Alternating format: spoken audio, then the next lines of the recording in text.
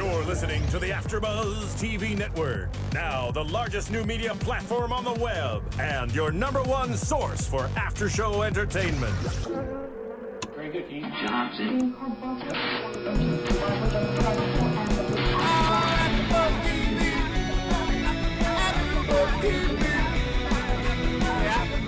On the AFTERBUZZ Studios in Los Angeles, California, and streaming live on Ustream.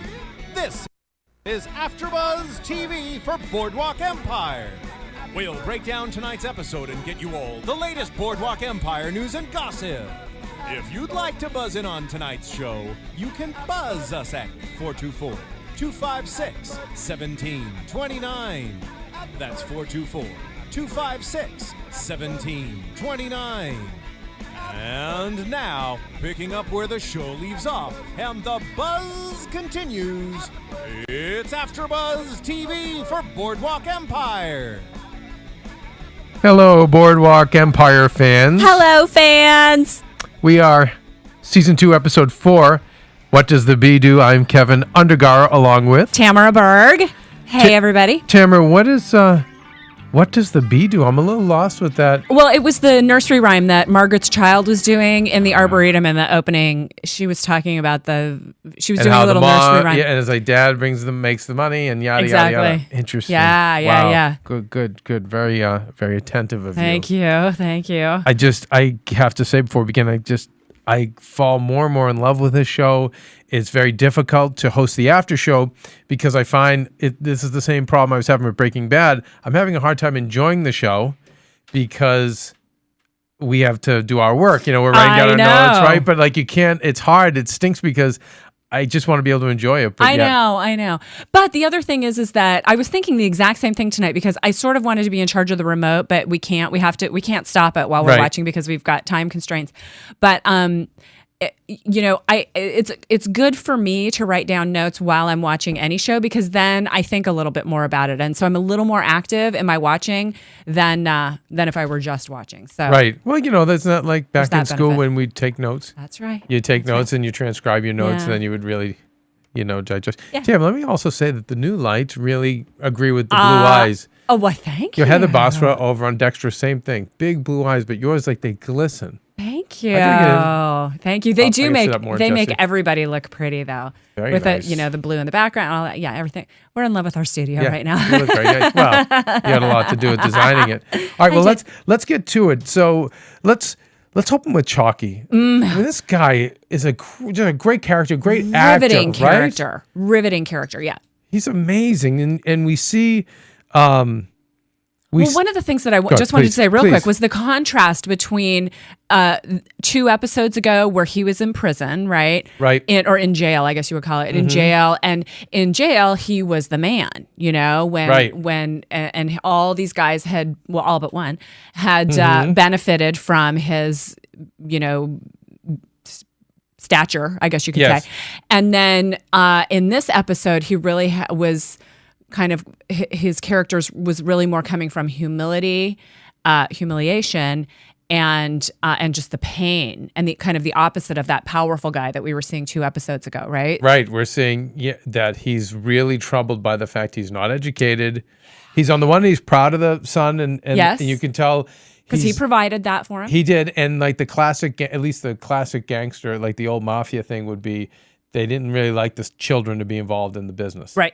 It's like you're too good for that. That's right. That's for other people. And so I think he's proud of the fact that his son plays piano and they're very cultured, but at the same time, it gets to him. Sure, because seeing your child excel like that absolutely makes one have to look back at oneself.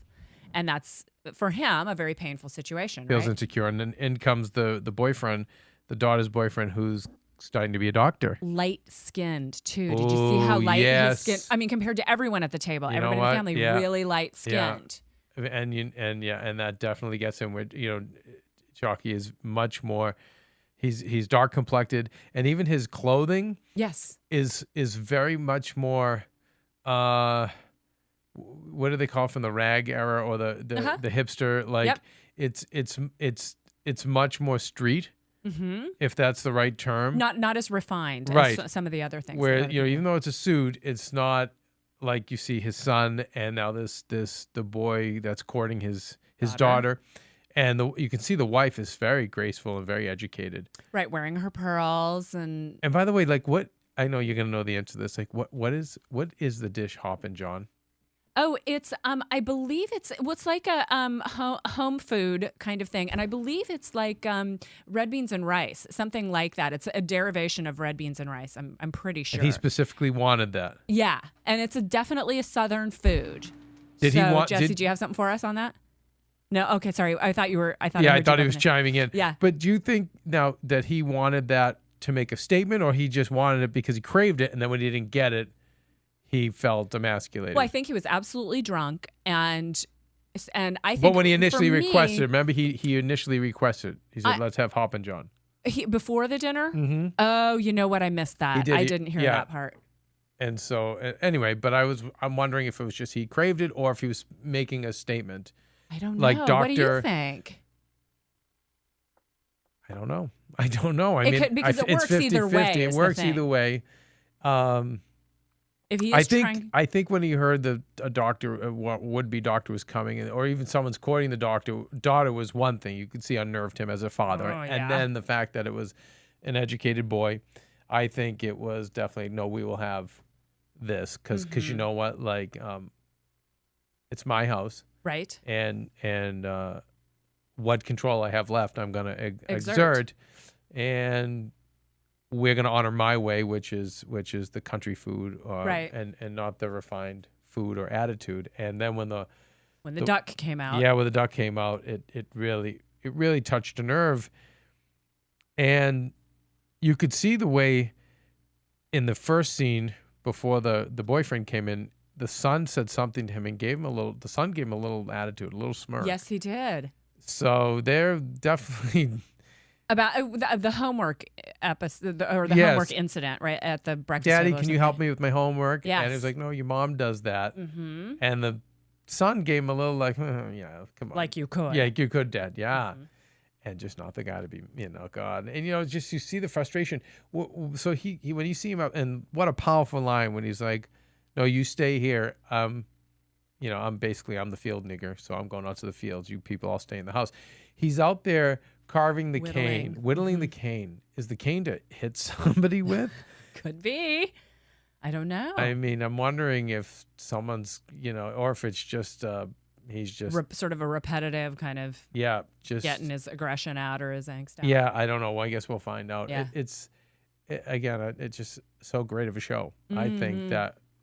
I wanted to ask you a question. When Chalky does the meeting where he speaks to, a few pillars of society. Oh, yeah, great that you brought that up. Mm-hmm. Was that like the mini town council meeting, or were those? They must have their own, like the black people in that place must have their own, say, caucus. Right. And he is the mayor of, let's say, or a representative anyway, right. Symbolic. Right. Mayor of, I was thinking of that community. Right.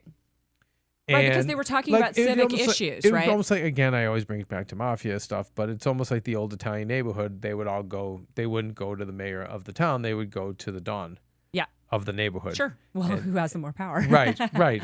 To help them. Sure. Because the mayor's not going to give a crap about a bunch of poor Italians. Sure. Poor Dagos. And the same with the blacks. They're not going to get any justice. He's the only one that can give that to them. And everything's fine. It's just this nice little meeting. And the one guy at the end makes a compelling case for what he needs at work. And you see Chalky's like, I'm going to look into that. And I believe him. I don't think he's a fake politician. I agree. Who's just, and then that really, all it took was one lady to stand up and say, my husband's throat was slashed. What are you going to do about that? And then they all attacked him. And it was nice to see a guy like that who's so tough and scary be a little bit emasculated. Like he didn't know what to say and he felt bad. Yeah, a little bit humbled. Yes. And it was great when he was talking with Nucky and how much Nucky was making about money, and he had to tell him twice. It's just, it's not about the money. Right. Right. Well, there was a line that I had that I wrote down. Oh, right. Nucky said to Chalky, Just be a good boy. Yo, and you reacted to I that said, oh one. my God, don't. And did you see his face? That's why this actor is so amazing. Yes. It was just like, you're calling me boy and telling me to be a good boy. Right. And thank God it seemed like Nucky, because sometimes Nucky says the wrong things, but I think his heart's in the right place. I do too. He brought it back to like, listen, I know I'm mad too or whatever, but he struck a chord. He struck a chord Yes, there. indeed. That was just like, oh no, not the right thing to say. Anyway, I like where they're going with this. And as I said last week, there are shows that it seems like they give work to the not the understudies, but the supporting cast. Yes. And in a way that they're just trying to give them work. Or like the showrunner really likes them, or the agents are fighting for them, or whatever the case is. Some of the meaner shows, I think, do it so the main characters have less power, contract time. Right. But what I see here is very organic, and I like it. I don't ever feel like, oh God, get me back to Nucky. No, never. I love because it. there's so many really rich characters here, and certain characters like Chalky, we haven't seen gangster movies about African Americans. Never. And a couple they've tried and they just have kind of missed the mark. Yeah, and so that's one of the reasons why I find him so compelling, because this is a character I've not really gotten to spend any time with in other movies or in other TV shows, and so I really appreciate that about I'm a little the one slightly disappointing thing is that although there is a Chalky character in real life. Yeah, there was. Yeah, he was a boxer, and they say he probably wouldn't have had any. The real historical figure probably wouldn't have had anything to do with these people. With the bootleggers, with Nucky and that. With Nucky and them. So it's a little disappointing because one of the things I love about the show is how they pull these real figures in. Yeah. But needless to say, we both love this actor. We love his backstory, and we're going to be seeing much, much more of it. Let's talk about Nucky and Margaret. Very interesting there. What do you make of? He wants to give them bonuses. She's like tightening the purse strings, which responsible wife. And then she said, "Well, no one did that for me." And what I love about Nucky is he's like, "Okay, all the better for you to do it for them." Be the one, yeah. And she's okay with it, but then I was a little bit confused when she addresses them. Yes, she says there's going to be cutbacks and your hours and whatnot. Yes. Do you think she just made that up so she could basically pocket their money? Well, that just seems like a kind of her stash foolish thing for her to do, because it wouldn't be unlikely that Nucky would find that out. So, but that was my first inclination, was she's going to pocket the extra and just give them their. And of course, by the end, we see that she's creating a stash. Mm-hmm. Just interesting. And she said, she's like, they're going to steal anyway. He's like, and we're supposed to turn the other cheek. He's like, because that's what people do anyway. That's what people do. That's what everybody does, including Nucky. me, he says. Yeah. Mm-hmm. Which is, he's hilarious. But it's that stash is and I feel like the stash isn't so much about her trying to run away from Nucky or her trying to do something bad to Nucky. I think that when you get burnt like that in life and whatever she's been through, I mean, she's already been through a lot that we know of, but then we know there's a past, which we found out last week. So it's almost like a Holocaust survivor. You're never, like they say, a lot of the Holocaust survivors and never feel like they have enough money, never secure enough, never are without fear, always feel that any given moment of their life, a bunch of Nazis can open the door. Anyone can open the door, liquidate their savings, and take them off to a camp. Mm-hmm. And it's that burn victim mentality. It never goes away. Trauma. So she's definitely, I don't see her saving the money to necessarily hurt him or run away from him, but I think she's whatever happened in her past has affected her enough where she wants to have something if the shit hits the fan. Yeah, but one of the things in this episode that I thought was really different was she, clearly they're taking her on all kinds of emotional and psychological journeys as far as the writing goes. She's gone from being a suffragette, trying to get the women's vote, then to, losing her husband and having Nucky become her benefactor, then becoming his lover, then them breaking up, and then her coming back again. And then for the last few episodes, she's just been, like you said, the dutiful wife, protecting him, grabbing his ledger when he was in trouble, making sure the house is running smoothly and all of that kind of thing.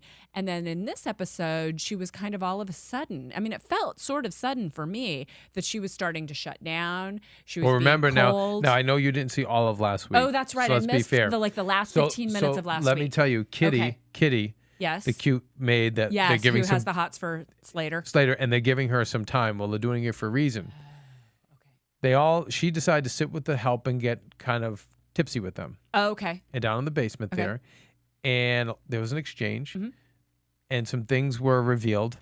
And Kitty said to her, listen, I know your name is really Peggy. I believe it was Peggy. Now, listeners, if I'm wrong, please, I'm sorry. But don't worry, your secret's safe with me. And she responds, that will be all, and just sends her on her way. But I buy now that she's much more guarded. Because she's realized that she's vulnerable. Yes, and she's, I'm sure, thinking this through. Like, what do I do? Like, how do I? So I buy that she's getting more guarded. Yes, and she's backing off and she's rethinking strategy.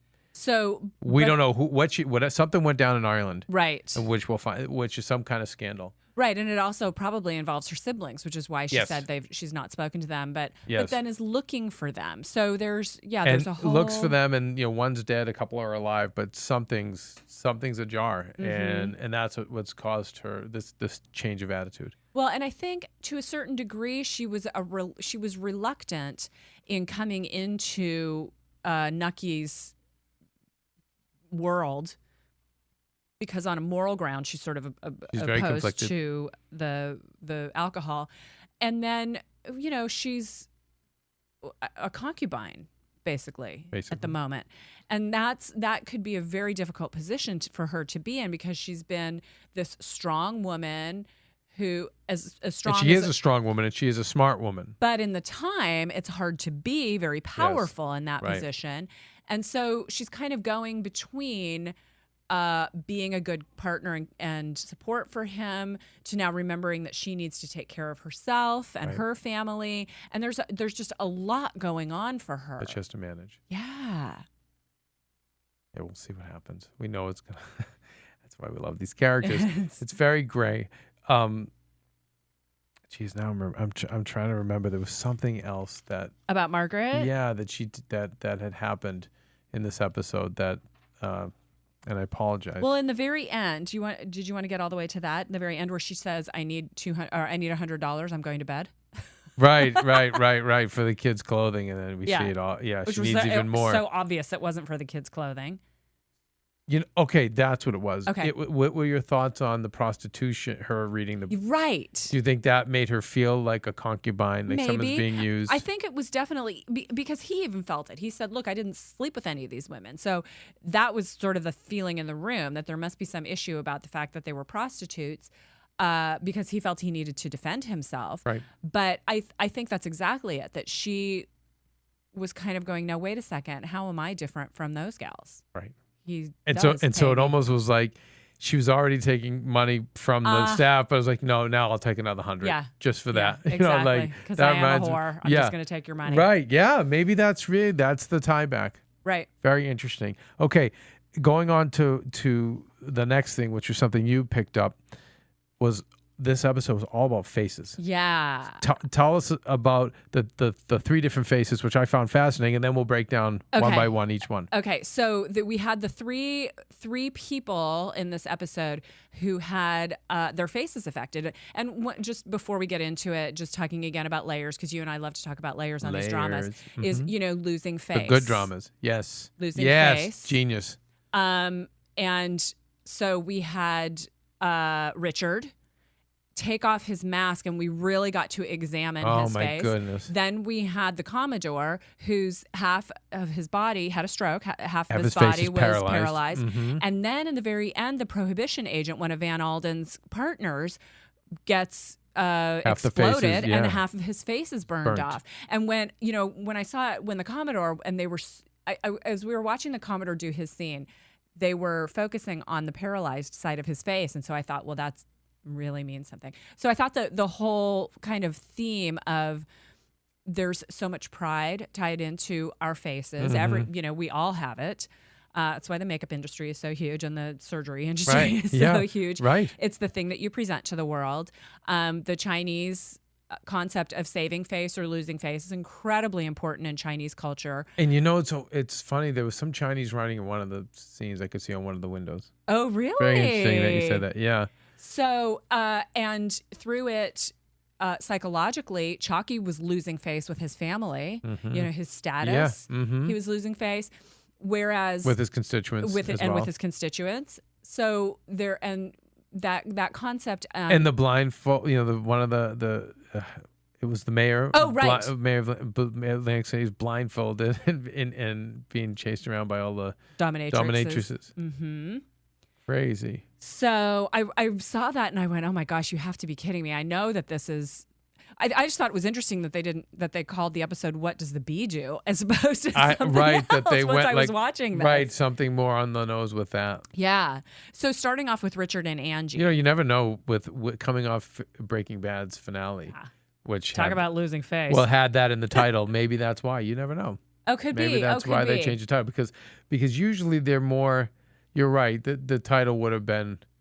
Saving face, losing face, something more tied to it than what does the bee do? Right.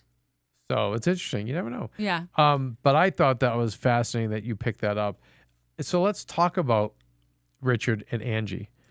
I love the character of Richard. He's one of my favorites. Him, Nucky, and Chalky are my favorites on the show. And how well does he play it? This actor.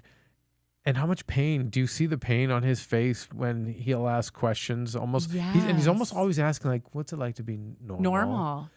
There's that subtext with almost everything he asks. Have you been in love? Like, what? And, right? Don't you see the pain in his face when he asks? Yes. It's incredible. And yet we see Angie, who's really ignored by Jimmy. Jimmy, for all intents and purposes, is married to his mother. Right. They have the relationship. Yeah. And this woman is just cooking and cleaning and raising the kid. Yeah. And so we see where she would be able to have a really wonderful exchange with Richard, who's sensitive and he's opening up to her. Right, because they begin talking about art. And he had been to Paris. And has an eye for it, yes. Paris was where her... Oh, that's right, where her kissing partner. Kissing partner, the photo couple went. They moved to, and she was ready to run off with them to Paris. So he'd been to Paris, and you saw this little light go on in her eye. It was a connection, right? And then he starts talking art, and it was a really beautiful conversation between them as he's talking about his very limited art knowledge. But he said, I saw this one painter who did these landscapes, and it was fascinating. She said, well, he also did figures, and they have this great exchange. And then she asked about had he been in love, and he spoke about his sister, and his sister treated him like. When he came back sick, she gave him morphine, nursed him back to health, and treated him like she always had. Why did he shut down on the sister? And then I haven't seen her since. I haven't. He said then I didn't. He said I didn't love. I couldn't love her back anymore, and I couldn't see her in the same way. Right. So what do you make of that? Is it because she was hoping you knew. Okay. Well, it could have been a couple of things. Once you're that vulnerable to someone, if they're caretaking you, it's impossible. It's not impossible. It's very difficult to go back to being normal in the future, of being on sort of an equal level, because the person who was damaged feels like they can never pay back the debt. So that's one thing. I think that's a definite possibility. And it could also just be that she was a twin. Didn't he say she was a twin? I don't know, but it would make sense. I think he said they were twins. And so, as we know from the twins that we've known, and everybody's seen it, twins have that extra special bond. And so it maybe because he felt he was so damaged, from his injuries, that he couldn't be a support and a loving, person for her in her life, that he had to leave. What did he say? And I think that's it. and I think there's more to it, to what you're saying, that latter part. Yeah. And before I say that, what did he say to the butcher? He said, I put my nose where it didn't belong. Yeah. So how did you get that on your face? I put my nose where it didn't belong. Just a kind of quippy, funny way. Right. That disarms other people, but also was really telling, right? Very telling. And you know what I think? I feel like with that explosion, a part of him died. Sure. Inside. Sure. And he felt like he became a different person, a monster, like someone who could easily now just, and not just the accident, but war. That's what it did to Jimmy, right? Jimmy said, I came back different.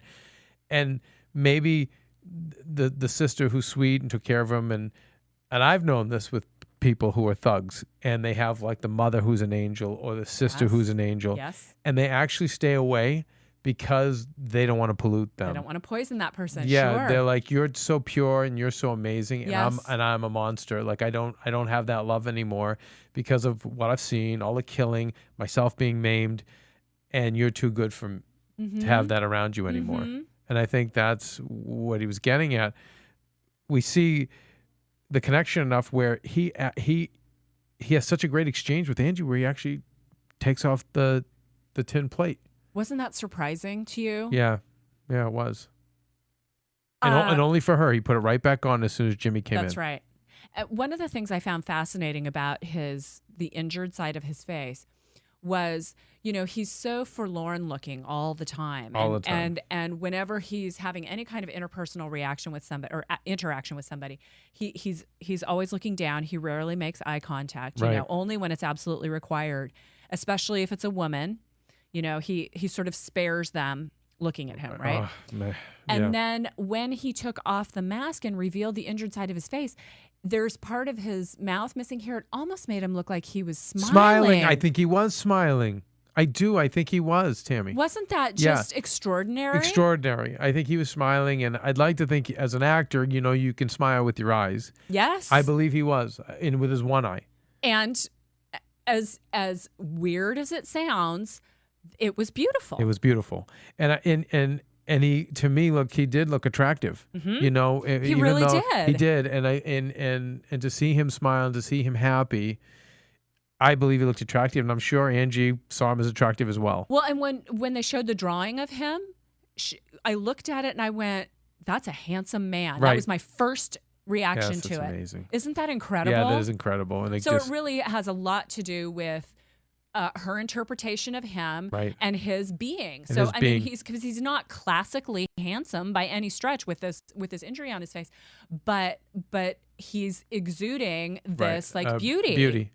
And the fact that, the great kudos to hair and makeup for 1910 or 20s to, they wouldn't have had cosmetic surgery. And literally there's a hole in his eye socket. Yeah. Today they probably would have built it up, then put in a glass eye, but it's like, no, it's just like a burnt hole. Yeah. I thought that was incredible that he basically, the symbolic gesture of him revealing himself to her, his pouring out his soul. This is who I really am. Yes. And we haven't seen that in 2 seasons from him at all. We've just seen this guy who kind of mumbles or whatever, and we see these little moments where something else is there. Something else is there. He's very loyal to Jimmy, but then also he's loyal to Nucky. Nucky has a family, and I know I will not kill him. He stands up to Capone, and I don't know if you saw it last week. He has a great exchange with Slater.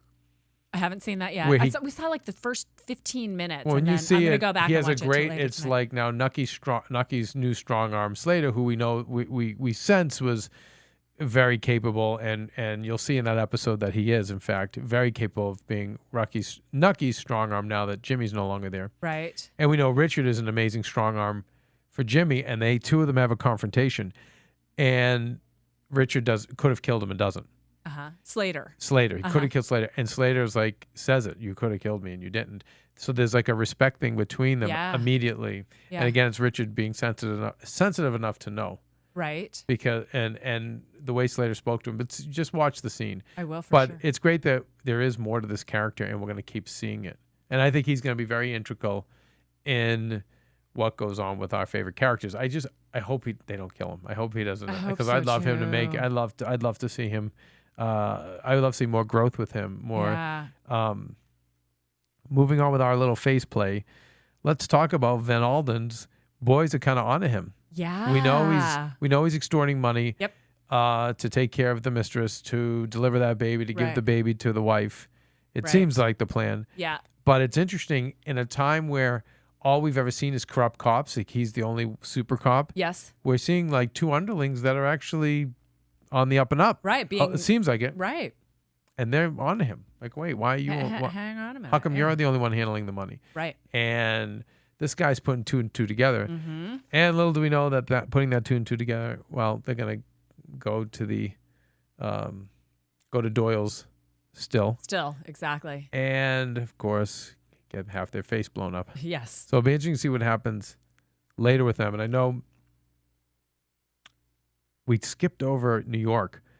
That's probably a good segue to go from Doyle's place getting bombed Yeah. to, Slater, who built the bomb Right. to do it.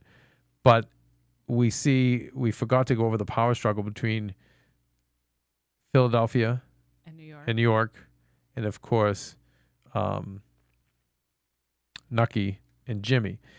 Nucky has to reach out to Honor Rothstein because Yes. he's like, I can't move my liquor. Honor Rothstein, of course, great businessman. Yeah. Says I'll help you out. I'll have Lucky Luciano and Meyer Lansky handle it, and they work out the percentages with this character called Waxy Gordon, who actually we'll have more research on him next week. But Yeah. it was allegedly a true life gangster and a bootlegger, and he's gonna do the business. And I love Arnold Rothstein, real life gangster, and how much fear he puts into a young Meyer Lansky and a young Lucky Luciano. Yeah. And the fact that they don't want to do this, Right. but of course they have to, Right. because they're afraid of him. But then on the other hand, Jimmy goes to his Philadelphia contacts and he meets a butcher named Horowitz, who I don't know if he's real or not. And again, we'll find out. We'll find out next week. But he's going to do business with him for Philadelphia, so it's going to get very interesting. Yeah. A Jewish butcher. Right. You think of being, spiritual people. Of course, you think of the, Catholics who most of not the Irish, but a lot of the Irish are Catholic, and a lot of the Italians are Catholics as well. You kind of look at that. You sort of think of them as being sort of, holy people, and no, they're gangsters too. Oh yeah. Oh yeah. Well, it's funny how the Jewish guys and the Italians just worked so close together back in those days, with Meyer Lansky and Rothstein. Uh-huh. It's interesting though with Doyle, because I believe he's based on a real life character. I believe so too. And I believe yes. in real life that character did die. I'm seeing. Let's see. Yeah, he was murdered in 1931 in Atlantic City. Okay. So I think it's safe to say he won't have been blown up in that still. That's right. I think just his stock will be. Yeah. Because I think they stick to, we were talking last week about it, but it seems like they play around with a lot, but the hard facts they don't mess around with. And I hope they don't, to be honest, because then I think they're gonna lose us. Right. You know what I'm because saying? there's certain things that you've learned in history class Right, that if it's they not gonna don't work. if they don't hit that, Right. then it's not going to make sense.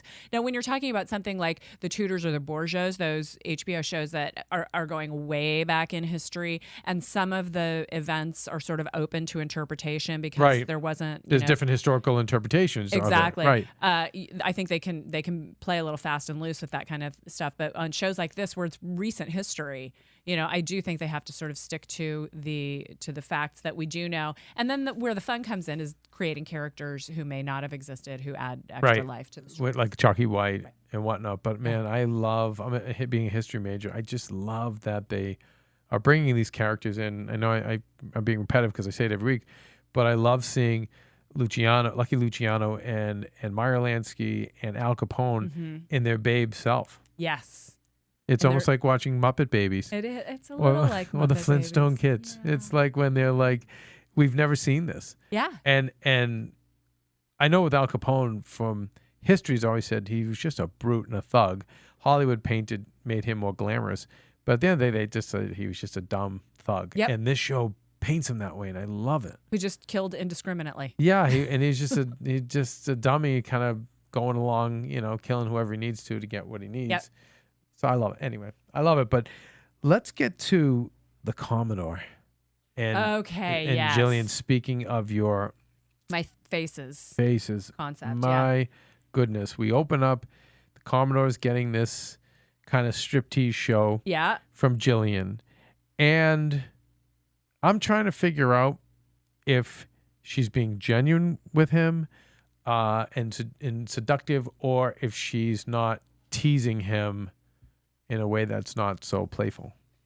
Well, before his stroke, I'm saying. Yeah, I think it's answered in the end, but in the beginning, it was not confusing, but it was there was sort of a line being walked. We kept saying, "Bring that mouth over here." He just kept saying, "Let's get to the business. Let's have sex." Right, exactly. And she was just. But if you'll notice, part of the reason why she was doing a tease with him was because she was doing one of her characters, one of her show characters that he refuses to come see. Right. So she was doing a little, "I'll show you," with that, with kind of. This is one of my characters. You never come to see me. And he's going, "Let's have sex." And she's like, "No, I'm going to stand over here and show you my booty." And right.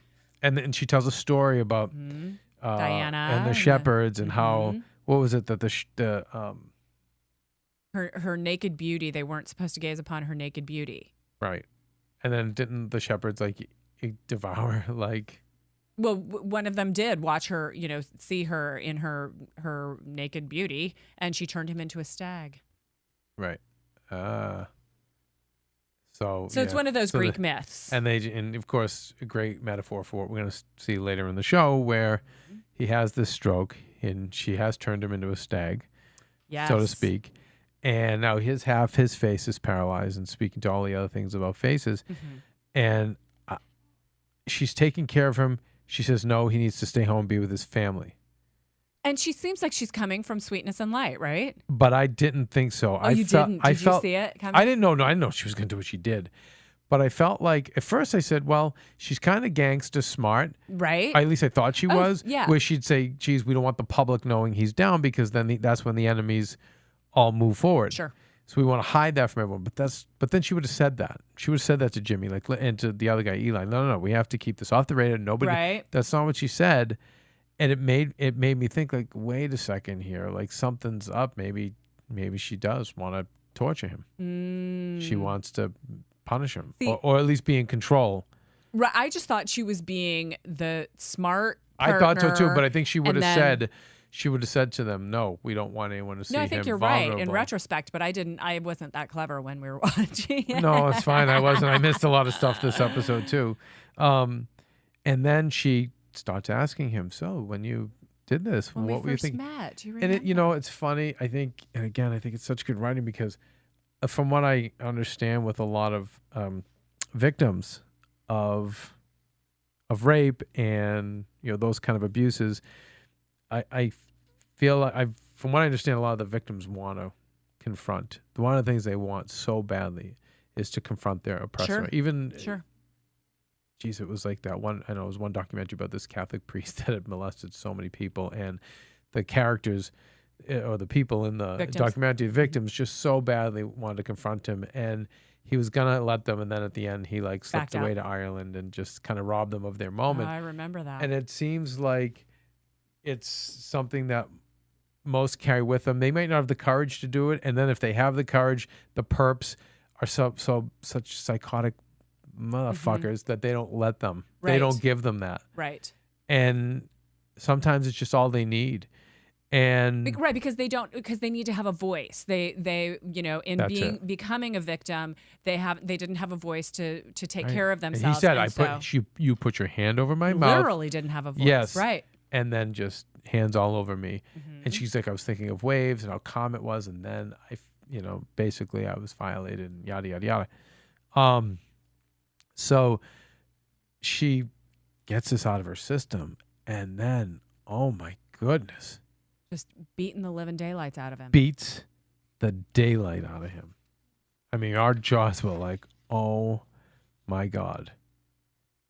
It was really, and when they did the back shot of her, I mean, she wasn't just smacking him a bunch of times. She was full on, as full extension, as far back as she could get, just hitting him.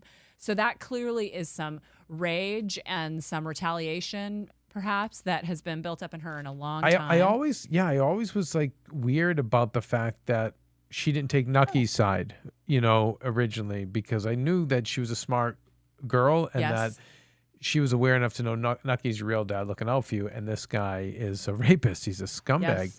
Pedophile. But then, right, and then she ended up being back with him, which I thought was weird. But I guess on the one hand, like, she sees the money and like on the power, and that's good for the son. Right. And then I think also, I don't know, is it one of those things like where isn't there some kind of syndrome where I know like parents who abuse the children kind of like bond with the parents or cling to them because it's what you know. You don't know any better. And to a certain degree, someone who's been a victim gets damaged so deeply inside that they think that that's all they deserve. Gotcha. And so they go back to what they know and what they think they deserve because they're a bad person. I must have done something to bring this on myself, or I must have participated in some way, if they can even verbalize that. Well, what's also interesting, Tammy, is that she keeps saying, Jimmy, you're so much like your father. You look just like your father. Then she's telling him, the Commodore, the same thing. Yeah. Lewis, he looks just like you. He's so much like you. And we see, she's so incestuous with the son. I mean, their relationship is just ridiculous. So what do you make of that? Is it will there be passive aggressive behavior with Jimmy because she sees Lewis in him? Or could be. It also might just be that they're trying to, she's trying to take the power that the Commodore has and give it to Jimmy. Potentially. Does that make sense? Take the good out of it. Right, exactly. And so sort she's of just be the conduit to pass it along. I don't know. I mean, that might be a little far-reaching, but that's this, sort of what I was thinking. And again, which I find is very good writing is, a lot of victims of that kind of abuse have troubled relationships with their partners, with their siblings, because of that. It's just all kind of messed up because that's what their understanding of love has just been completely shattered and twisted. So wow, but just to go out on that and him getting just beat and I'm a little surprised in one respect with the episode, and I loved it, but I'm surprised that some of Nucky's opposers are kind of falling a little faster than I thought. Yeah. I figured this would go all season. Yeah. We see Nucky's already turning his case around. Yep. In terms of, now making this a federal offense where our good friend, the Attorney General, our personal friend, Chris McDonald, can come in. Our personal friend, Chris McDonald's the AG. Yeah, that's and good. he can maybe bail out. He can bail him out. It's interesting that they're already making the twist, but we'll talk about next week. Maybe that's not the case. Maybe the pendulum will swing back. It seems like Nucky's regaining ground. Yeah. And I'm just a little surprised. I thought this would be more toward the end. And I'm not saying I love the episode, so I'm fine with it. I'm just a little surprised. Jess, maybe let's they've got big places to go that you don't know about. With all those characters, I'm sure they do. I know. Jess, let's go to commercial, and we'll come back and do predictions. The biggest new media platform on the web just got bigger. More bandwidth, smoother streaming, lightning fast download. Don't get technical with me. AfterBuzz TV is making the jump to hyperspace. Join the fun at your #1 source for after-show entertainment. Look at the size of that thing. AfterBuzz TV. Oh, we're back. Before we go to predictions, can I just tell you two things that I learned? Keep that theme going because we were talking about that when. Oh, right. That's one of the first things that we were going to talk about. Okay, two things. The Ken Burns miniseries on Prohibition came out last week. Did you watch any of it? No. Okay, two things I learned from it that I thought were fascinating, and I just real quickly wanted to share them. One was in the beginning of the not abstinence movement. What's it called? What was it called? The abstinence movement, where people were trying to get the 19th Amendment passed to prohibit liquor, right? So there were some people who were on the side of total abstinence. And then there were other people who wanted to preach moderation. And so there was kind of a split in the group of voters who were trying to get this amendment passed and trying to figure it all out. And so one of the concepts that were coming up were, are you an abstinence or are you for total abstinence? And are you a moderation person or are you for total abstinence? And those people would talk about capital T, total abstinence, and they were called the teetotalers. And that's where that term comes from. We all thought it was from drinking tea, right? It's not. It's capital T, total abstinence, teetotalers. So, but I had, so then I had thought a teetotaler was someone who just sipped their. That's right. Okay. Yeah, someone who does not drink liquor at all. So someone who totally abstains with a capital T. Is a teetotaler. Is a teetotaler. Oh, I thought a teetotaler was somebody who just drank just a tiny bit. No. Teetotaler. Teetotaler is somebody who drinks none at all. Very so good, that's Tamara. the derivation of that term. Very nice. And then there's one other real quick one that is, I believe it was Massachusetts where prohibition first began. There were guys who would carry bottles of liquor under their pant leg and then walk around on the street. They'd have a hose that went from the bottle of liquor in their pant leg up through their sleeve. And then you could walk up to them and give them, money, and they'd let you take a drink off of the bottle in their boot leg. Hence, bootleggers. Very nice. And of there course, you go. So those are just a couple quick ones there for you. And by the way, nice shout out. AfterBuzz TV exclusive. Not really. I borrowed it from Ken Burns. No, but anyway, but it's great. I'm going to check out. I'm a fan of Ken Burns anyway, but I'll have to see this now. Yeah, it's I'm riveting. sure. It's so riveting. Fans of Boardwalk, check out the Ken Burns Prohibition documentary. And just real quick, I don't know how it came up. We started talking about the theme song to this show, which I've always loved. But John Comerford, host of many AfterBuzz shows, was saying he was confused by it because we have so many 20s songs in this, and even before the 1920s. Sure. And music is such a big part of this show. Yes, we spent a lot of time and so we have Babette's. kind of a modern song. I mean, it has some retro stuff. There's like steel guitars. It's almost like Beach Boys to me in certain places, and then it has, obviously, it's totally modern. Has nothing to do with that time. As we evolve with the show, we should get closer to the producers to find see out. If we can find out some because things. I was just drinking the Kool-Aid. Yeah, you like, were. Woo. I'm great. like, it's great. But then when you guys said it, I go, wow, that makes sense. It's interesting. I mean, now I love it because it's ingrained in my brain and it's like the trademark. But it's interesting. Quick, because we are almost over time. Yeah, we are over time. What's predictions for next week? Your AfterBuzz TV predictions. Really? Give me back my. We need more. Tell Sir Richard that tell one Sir doesn't Richard work. that one did not. No, it did not I inspire. like weirdo one. No, we have something special in the works. Okay, all right. We're getting new sound bites and right, good. interstitials and things like that. So we're trying some of them out. Next week.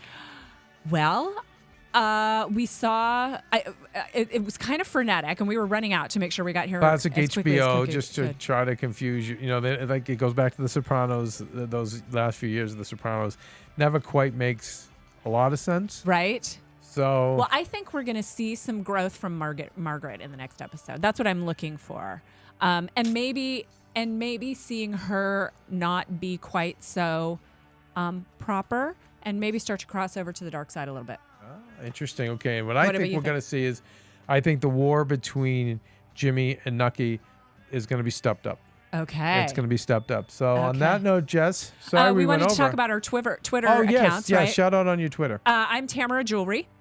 Also, my website's Tamara Central, TAMARA. CENTRAL. That's my website.com, or TAMARAJEWELRY on Twitter. Tamara Jewelry. Tamara Jewelry. And you? I'm at Undergaro. UNDERGARO. Thanks for joining us. Yeah. And thank you, Kevin. This was fun. This is the first time we've done just one-on-one. I think this is how we have to keep it. Everyone's out. Yeah, we're kicking them all yeah, out. just us. It's just you and me, baby. That's it. Okay, see you next week. Bye. From producers Keven Undergaro and Phil Svitek, engineer DJ Jesse Janity, and the entire AfterBuzz TV staff, we would like to thank you for listening to the AfterBuzz TV network. If you have questions or comments, be sure to buzz us at info@AfterBuzzTV.com. And you can find us on Facebook or follow us on Twitter by searching for AfterBuzz TV. Buzz you later. The views expressed herein are those of the hosts only and do not necessarily reflect the views of AfterBuzz TV or its owners or principals.